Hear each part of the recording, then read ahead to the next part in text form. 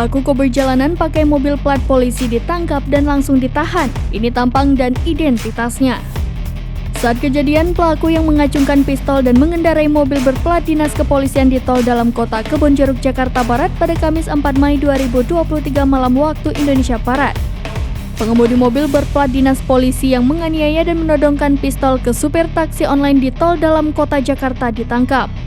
Laki-laki bernama David Julianto tersebut ditangkap di sebuah apartemen di kawasan Serpong, Kota Tangerang Selatan pada Jumat 5 Mei 2023. Pelaku terlihat tak bisa berbuat apa-apa saat polisi menggelandang pelaku dengan cara dipiting usai melakukan perbuatannya.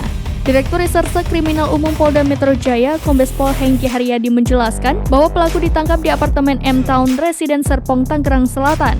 Kendati demikian, Hengki belum bisa menjelaskan secara terperinci identitas dari pelaku penganiayaan itu. Ia hanya mengatakan bahwa saat ini pelaku sedang dibawa penyidik dari lokasi penangkapan ke Mapolda Metro Jaya untuk pemeriksaan.